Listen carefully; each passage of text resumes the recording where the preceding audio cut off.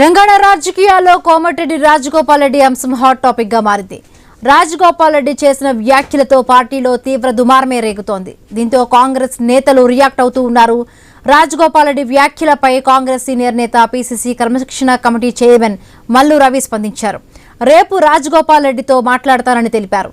అన్ని విషయాలపై వివరణ తీసుకుంటారని, రాజగోపాల్ రెడ్డితో మాట్లాడిన తరువాత నిర్ణయం ఉంటుందని పేర్కొన్నారు.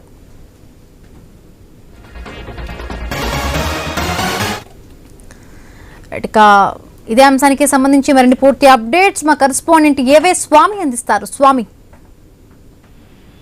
హిమబిందు రాష్ట్ర కాంగ్రెస్ పార్టీలో కోమటిరెడ్డి రాజగోపాల్ రెడ్డి చేసినటువంటి వ్యాఖ్యల పైన కూడా పార్టీ అంతర్గతంగా చర్చ జరుగుతుంది. తాను మంత్రి పదవి ఆశించినప్పటికీ పార్టీ హైకమాండ్ తనకు మాట ఇచ్చి తప్పిందని చెప్పేసి ఆయన మాట్లాడుతున్న తీర్పంతా కూడా పార్టీ వర్గాలకు చర్చనీయాంశమైంది. ఈ రోజు ఢిల్లీలో పార్టీ నేతలు దూసిరి నిర్వహించడం కోసం పోరాటం చేస్తుంటే ఇక్కడ మీడియాతో మాట్లాడినటువంటి కోమటిరెడ్డి రాజగోపాల్ రెడ్డి తాను సీఎం రేవంత్ రెడ్డి ఒకవైపు అహాభావంగా మాట్లాడుతున్నారు, పార్టీ లైన్ లో మాట్లాడట్లేదు, అందరినీ పార్టీ మాట్లాడి తగ్గించి పార్టీ పనిచేయాలి, ఒకవైపు ప్రభుత్వంలో ప్రజల్లో కల్చన అవుతుంది, వీటన్నిటి విషయంలో కలిసి పనిచేయాలని చెప్పి ఆయన కొన్ని వ్యాఖ్యలు చేయడం జరిగింది. ఒకవైపు సీమాంధ్ర పెట్టుబడిదారులతో ముఖ్యమంత్రి కలిసి పనిచేస్తున్నారు, తెలంగాణ వనరులు దోచుకుంటున్నారని చెప్పి కూడా ఆయన ఆరోపించారు. దీంతో పీసీసీ క్రమశిక్షణ committee chairman Nagarkurnool MP Mallu Ravi స్పందించారు. రేపు ఆయనని కలిసి మాట్లాడతాము, జరిగినటువంటి పరిణామాలపైన వివరణ తీసుకుంటామని చెప్పేసి కూడా మాట్లాడడం జరిగింది. మొత్తానికైతే పీసీసీ